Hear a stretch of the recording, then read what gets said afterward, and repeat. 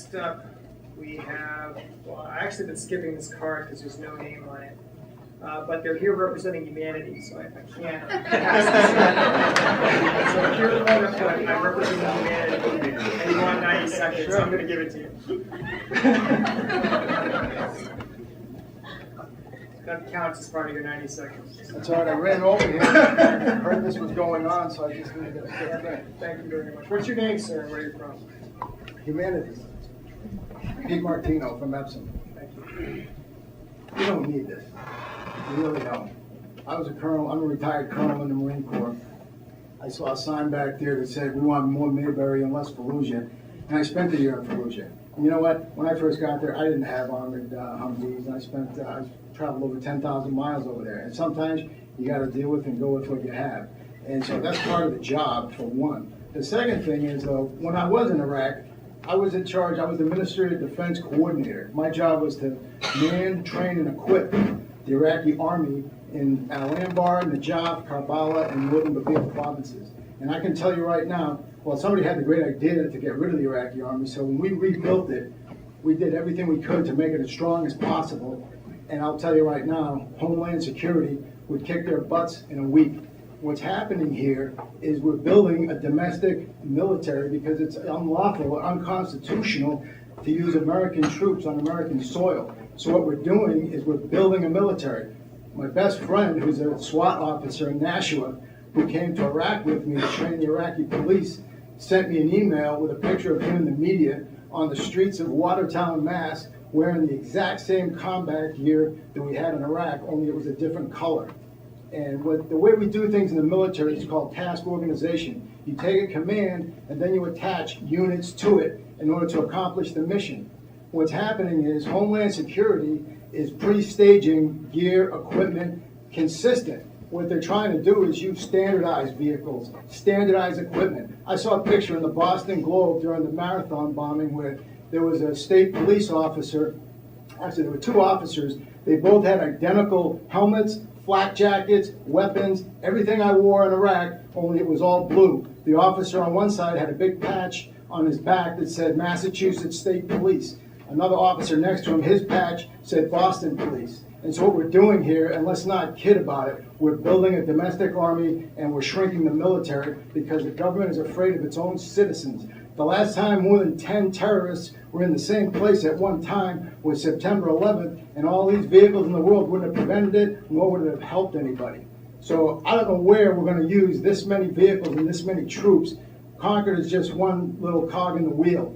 We're building an army over here, and I can't believe that people aren't seeing it. Is everybody blind? That's all. I'll take that. My wife always told my kids there's always free cheese in the mousetrap. Speaking of the League of Nations, it seems he's alluding to, he says here, the proposed league is not a remedy, but on the contrary, in the opinion of a number of competent men, may bring about results just the opposite. It is particularly regrettable that a punitive policy was adopted in framing the terms of peace, because a few years hence it will be possible for nations to fight without armies, ships, or guns, by weapons far more terrible, to the destructive action and range of which there is virtually no limit. Any city at a distance whatsoever from the enemy can be destroyed by him, and no power on earth can stop him from doing so. If we want to avert an impending calamity and a state of things which may transform the globe into an inferno, we should push the development of flying machines and wireless transmission of energy without an instant's delay, and with all the power and resources of the nation. It seems that Nikola Tesla, being an innovator of this technology, I mean, he spoke much of not only the use of free energy in the ether, but the use for human production. He also spoke of the use of it for human destruction, that we could use weapons that destroy our society, and he seemed to have a suspicion that they were already developing this. And his essential premise here in his book is, after reading it, I feel he wants people to use this energy for the greater good of mankind and not for our destruction. It seems to me that through the secrecy of the United States and other governments that humanity has now used directed energy weapons as a destructive mechanism, and that we have possibly missed our chance at the use of it for human production.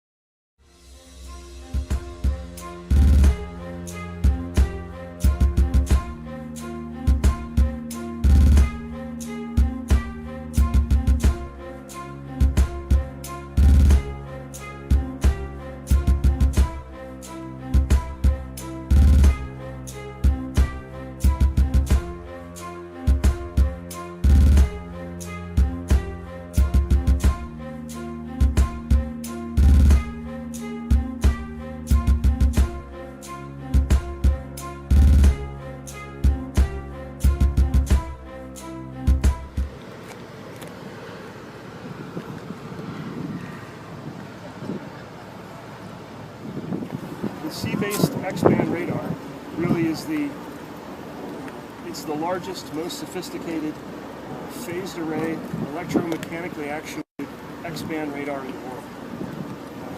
It's mounted, so the radar is contained inside the radome, which you see there, which is a high-tech fabric dome, which weighs about 17,300 pounds, and is just held up by air pressure alone.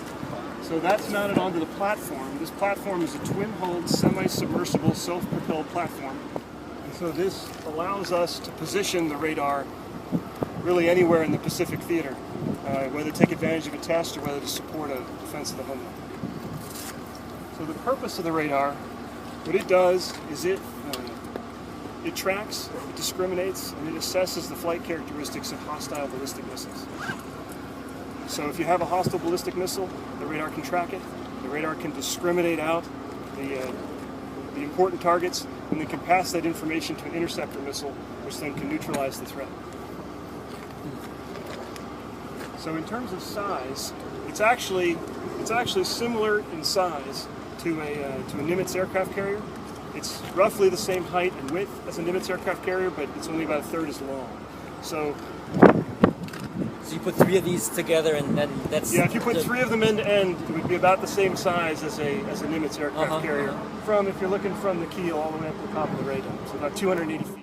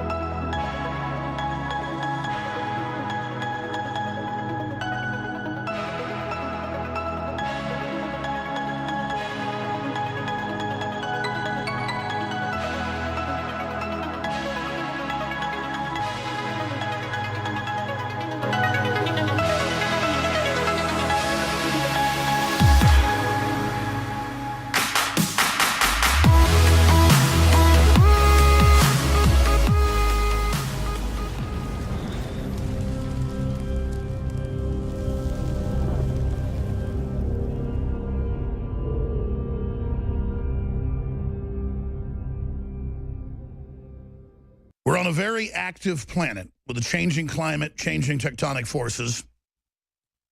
Stan Deyo, who has been accurately predicting earthquakes for decades and really been warning folks that we're building towards a huge crescendo. Now, word for word, what he said, I've seen in CBS News, you name it, scientists warn of the big one to hit California. And if you just joined us and you're a radio listener, he's showing from the USGS and other bodies maps of the record level of very strong earthquakes the last few weeks, all around the Ring of Fire, where the big plates come together. But nothing hitting the northern area of North America or the southern area, that entire plate line. So fears of the big one as 7 major earthquakes strike Pacific region in just 96 hours. But he was on a year ago talking about how it's weird that nothing's hitting the West Coast. Is something going on here? Is this being artificially manipulated and held back? I know Secretary of Defense Cohen in 98 told a press conference, it was in the Army Times, that they have tectonic weapons, but I don't want to go too far. Let's get back to what you were getting into just as we went to break, Mr. Deo. And this is a short segment, long segment coming up. You were getting into this plate, nothing's happening, and why that's so troubling.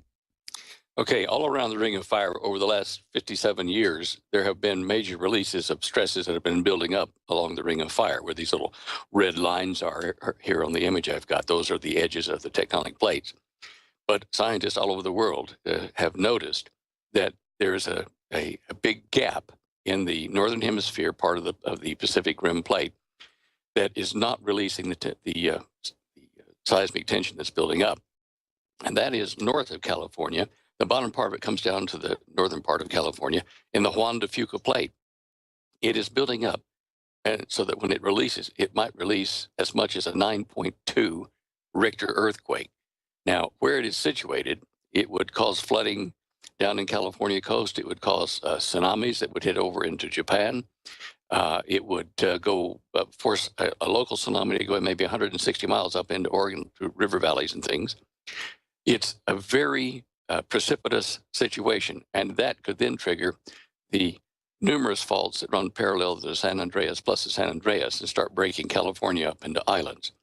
So I can understand why no one comes out and officially says this, because it would impact the economy of the United States and the world, for that matter, very negatively if the panic started.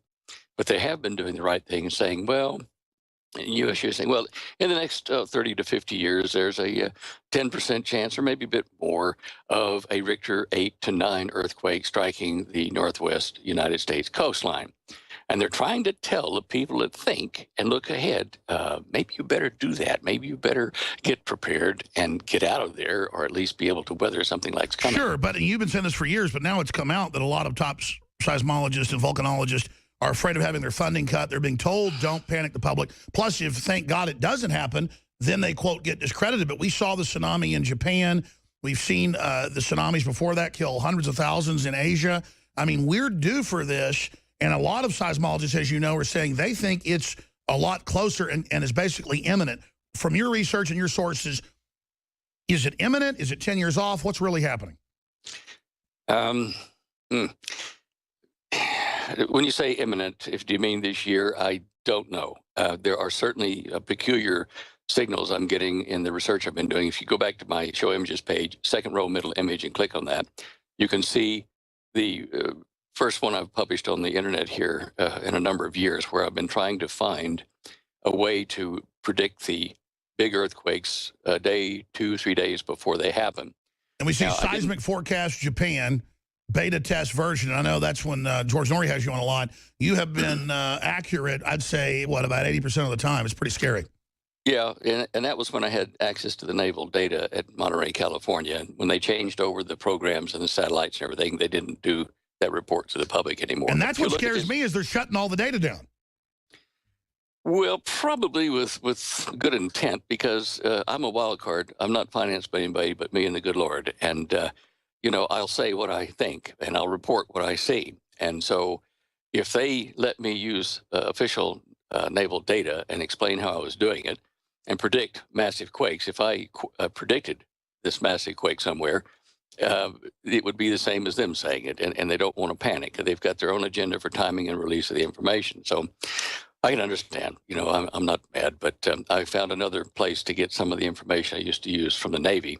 If you look at this image I got up there, that seismic forecast thing, you see that yellow circle around. Okay, well, now you can see that there's kind of green and pink, signals over the southern island of Japan. That's where we had those 2 big earthquakes on the outside of that circle, and it's moving upward on the islands of Japan. So there's more coming. And all right, we got a long 18-minute segment coming up. We're going to come back, give you the floor to really break down the numbers and where the most dangerous places in the world are, where you believe the next big ones are coming. But it doesn't matter if it's in northern Europe. It doesn't matter where it is. Russia, Oklahoma, there's just earthquakes everywhere where you never had them. Everybody first wants to know, with all the seismic activity along the Pacific coast, does this potentially mean that the big one is coming? Well, nobody knows for sure. We can't predict earthquakes, sadly. There's a lot of concern that this region is due for a big one, this part of Chile. Quakes in California and Chile are connected by the Ring of Fire. They're all along the Pacific, but it's really hard to draw a connection between ones that far apart. We'll talk about the Ring of Fire, specifically what that means to that entire area. What parts are affected, just so we know? Well, it's more of a horseshoe stretching from South America all the way to Alaska and down to Indonesia. And what you basically have is the Pacific Ocean's crust spreading out and smacking into the continents along the edges there. And where that happens, you have mountains and volcanoes and earthquakes. And so earthquakes are happening along here all the time. 90% of all earthquakes are along the Ring of Fire, which gets its name from all the volcanoes, obviously.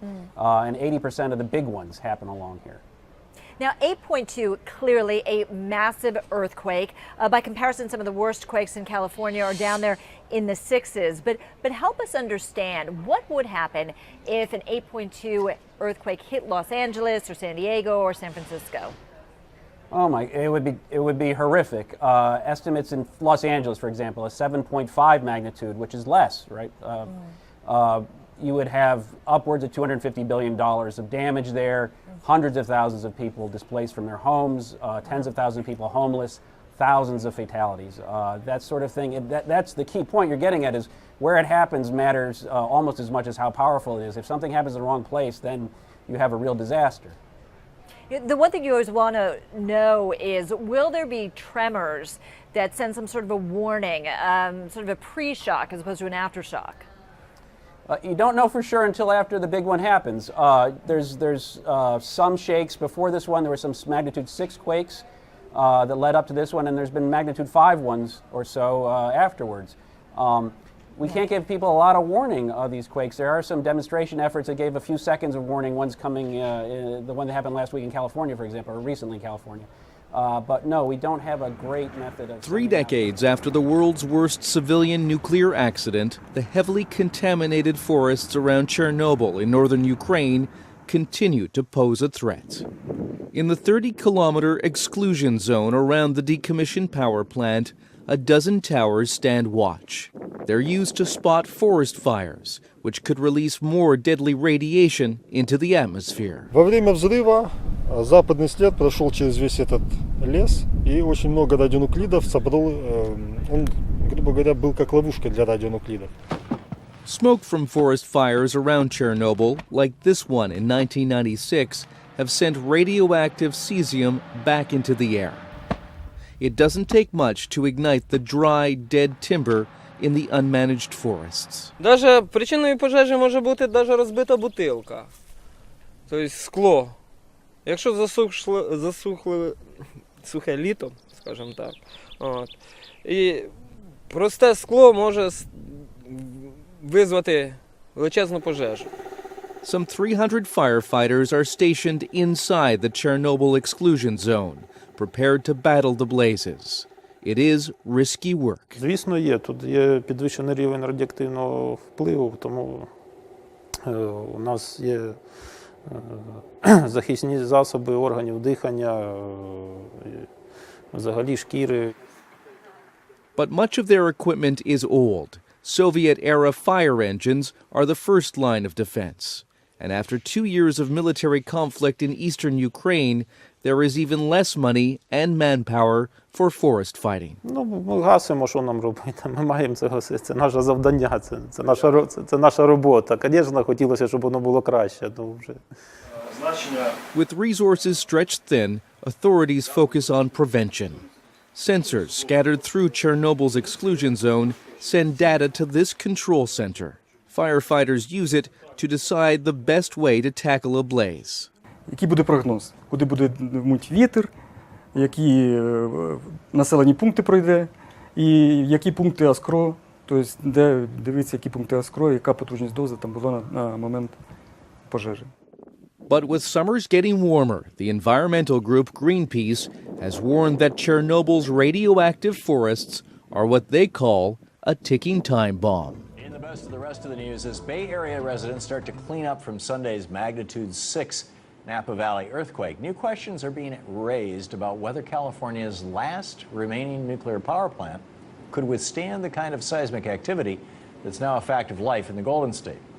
Located along the California coast between Los Angeles and San Francisco, the Diablo Canyon nuclear power plant has long been a source of concern for anti-nuclear activists who worry that it's a ticking time bomb. And now those activists have the support of someone within the government agency set out to keep an eye on our nation's nukes. According to the Associated Press, Michael Peck, who was the chief inspector at Diablo Canyon for 5 years, is urging regulators to shut down California's last operating nuclear plant until they can determine whether the facility's twin reactors can withstand powerful shaking from any one of several nearby earthquake faults. Although Peck apparently first told the government of his concerns over a year ago, they're just now becoming public. So just how safe is Diablo Canyon? And what are the chances it becomes ground zero for a Fukushima-style nuclear meltdown right here in the U.S.? Joining me now for more on this is Paul Gunter, Director of the Reactor Oversight Project at Beyond Nuclear. Hey, Thanks, Paul. Tom. Great to have you with us. Thanks. So what is, tell me about Peck's report to the NRC.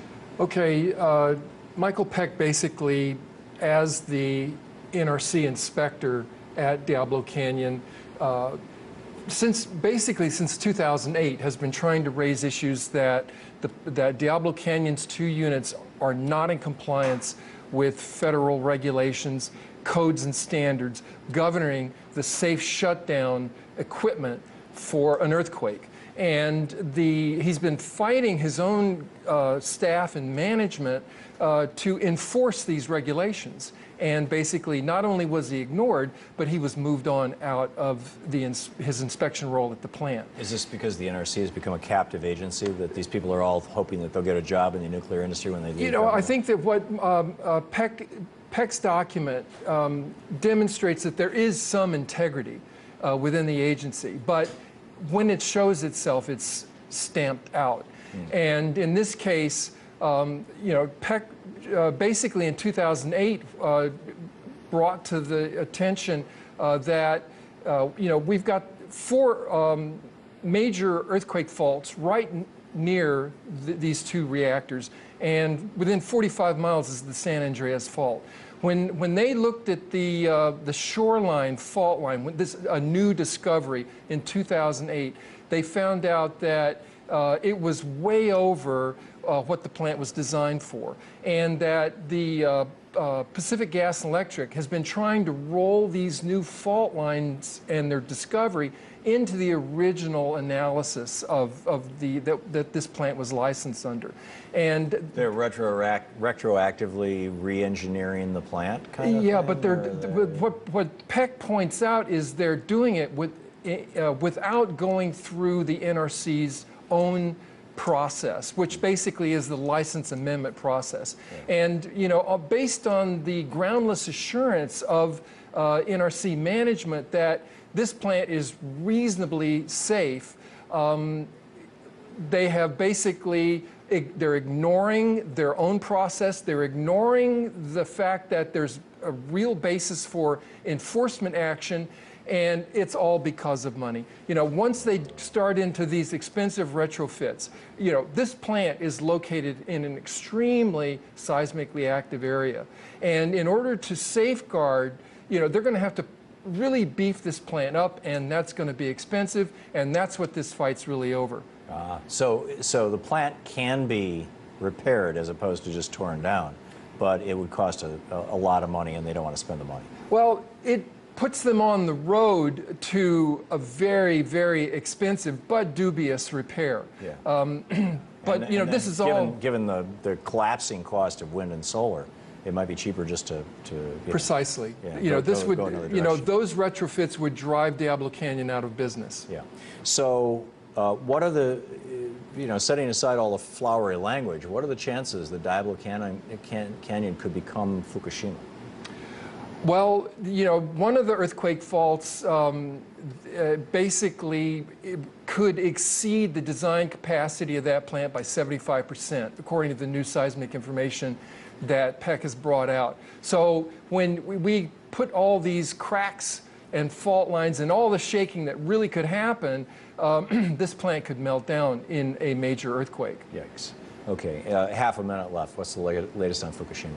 Well, Tokyo Electric Power Company continues to revise the daily radioactive release rates upward, but you know, the figures, even as they go into tens of billions of becquerels a day of strontium-90, cesium-137 being released, these are all still rough estimates and grossly underestimated by Is that radiation hitting the United States?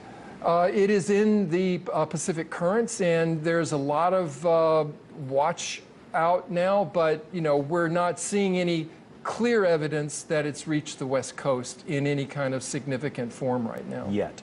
Thank you so much. No nukes. It's good to see you.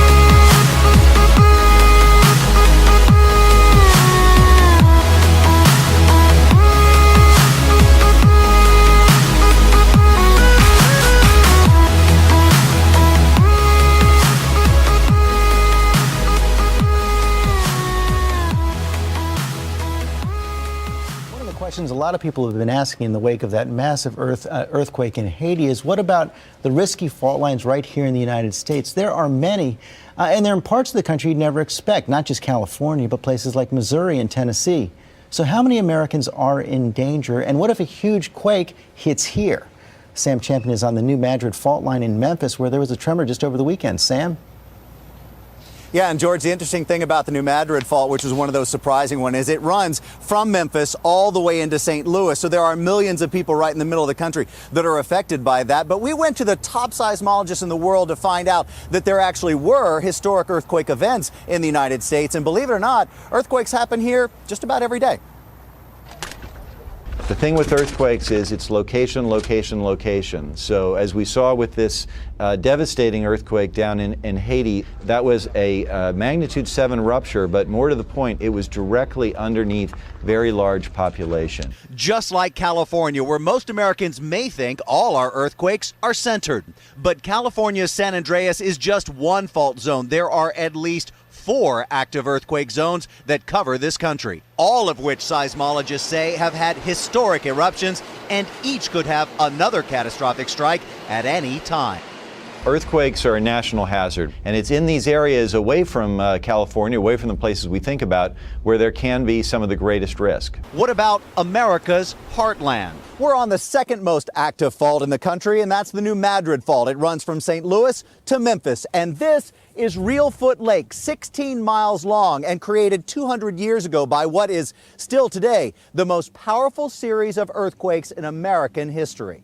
It happened nearly 200 years ago on the morning of December 16th, 1811. An estimated 7.5 on the Richter scale. It was followed by a series of 2,000 aftershocks over the next 5 months, some measuring 8.0 and felt as far away as Boston. New Madrid is the biggest fault line east of the Rockies. It extends 120 miles through 5 states, cuts across the Mississippi River in 3 places, and slices the Ohio River in half. Even now, the area averages a tremor every other day. A major earthquake here would affect 15 million people in 7 different states. Do we think there's a big earthquake on the way for this zone? Yes, we have a history of large earthquakes that have occurred here at least over the last 1,500 years, about every 500 years. And those earthquakes occur as large sequences of events, not just a main shock. New York, New Jersey, and Pennsylvania have the 70-mile-long Ramapo Fault. These streaks are really all that's visible of the Ramapo Fault, and they continue all the way up this rock. It's one of the largest in the Northeast, and we're really just about an hour outside of New York. Never heard of it? Well, it's been quiet for a couple of hundred years, and seismologists say that's part of the problem. We know in the future at some point an earthquake is going to occur, but we don't really understand the rules of the game yet in this area. What we do know is the last major activity on the Ramapo Fault was a 5.2 centered in Brooklyn, New York in 1884. And if that same quake hit today, there are now 8 million residents of New York City. All could be affected by the Ramapo Fault's dangerous reach. One important fault is the one that crosses Manhattan from the Hudson River to the East River, more or less along 125th Street. That's a well-known fault. There are tunnels constructed for the water and for the subway lines underneath that cross this fault. And of course, there are 2 other hotspots. One, a subsidence zone that's just off the Pacific Northwest coast. It's in the water, but it's pretty active all the time. And the granddaddy of them all is the San Andreas Fault. There are thousands of earthquakes there every year.